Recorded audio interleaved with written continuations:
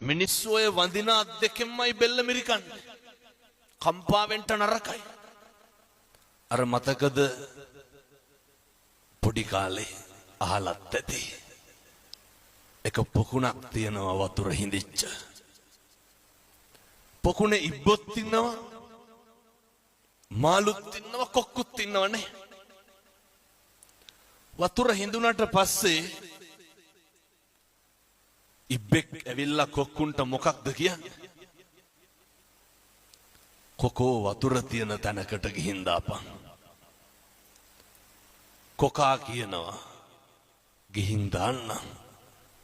ගමන ඉවර වෙනකන් කට අරින්න එපා. මේක හොඳ පණිවිඩයක්. කට වහගන්න තරමට ප්‍රශ්න අඩු නැද්ද? කවදා හරි හොඳ හාමුදුරු කෙනෙක් ගෙනල්ලා හොඳ බණක් අහන්න. එතකම් මම මේ කියන ටික පිළිපදින්න. කොක්කු දෙන්න කෝටුවක් අරගෙන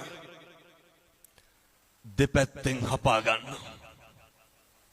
ඉබ්බට කියනවා මැද්දෙන් හපා ගනි. උඩින් යනවා.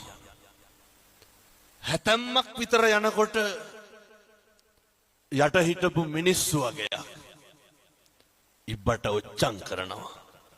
ඉබ්බෙක් උඩින් යනවා කියලා. අපිට කොච්චර ඔච්චම් කරලා තියෙනවද මිනිස්සු? මෙහෙම දේශනා කරන්න හේතුව මිනිස්සු හරි කුහකයි. එහෙම නැනේ. මිනිස්සු හරි ඊර්ෂ්‍යයි. මිනිස්සු කැමති නෑ පින්නතුනේ අපේ දරුවෙක් විභාගකින්වත් පාස් වෙනවට කැමති නෑ. හරියට පද හදනවා. ඔය ඇත්තන්ගේ පැතිවල එහෙම නැතුව ඇති. මම කියන්නේ බොහෝ පැතිවල එහෙමයි. මිනිස්සු හරියට ගතු කියනවා. සමහර විට මේ අම්මලාට මතක් වෙනවත් ඇති අපේ ගමේ අහවලා වාගේ කියලා. මිනිස්සු එහෙමයි. මිනිස්සු කවදාවත් සතුටු නැහැ අපිට හරියනවට. හරි කැමති වරදිනවා නම්. ඉබ්බටත් ඕක උනේ. ඉබ්බා යනකොට මිනිස්සු ඔච්චම් කරා. ඉබ්බා මොකද කරේ? අර මිනිස්සුන්ට බැන්න.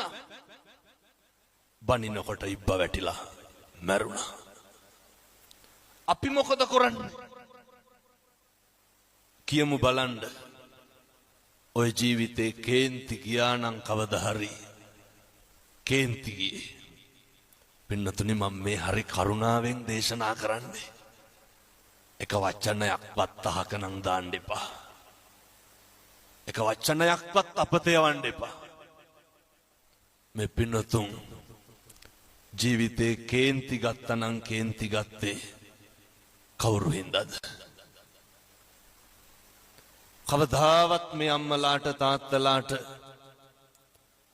ගෙදර දවල්ට බත් කාලා ඉඳගෙන ඉන්නකොට ඔය කේන්ති ගිහින් තියනවද?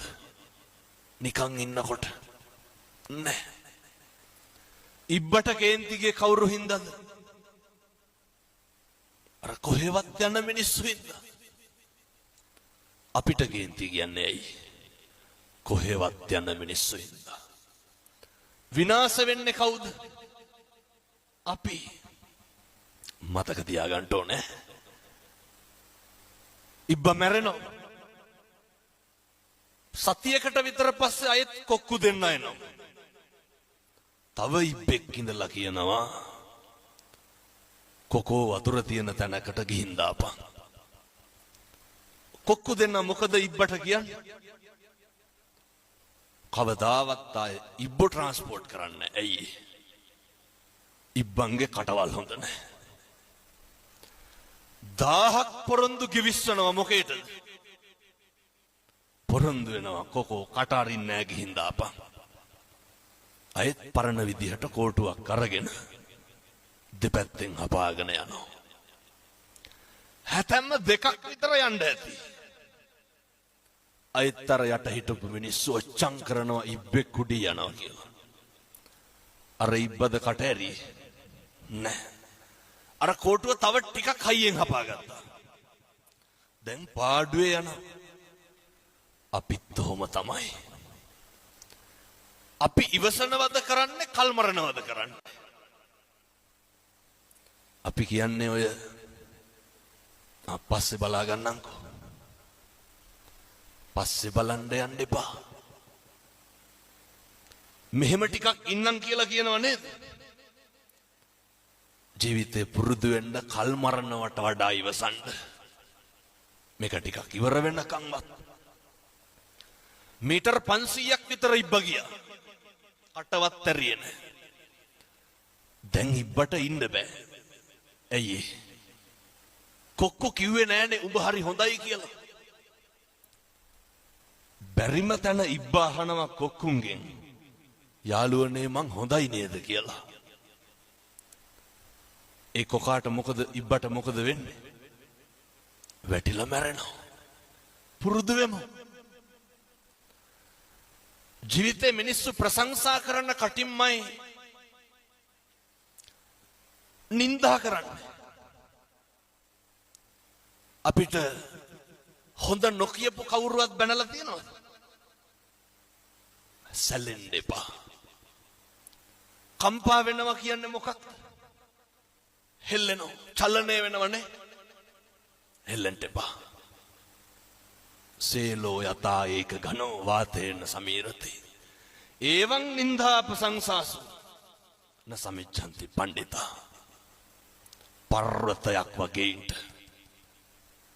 බණින එක කාගේ වැඩක්ද?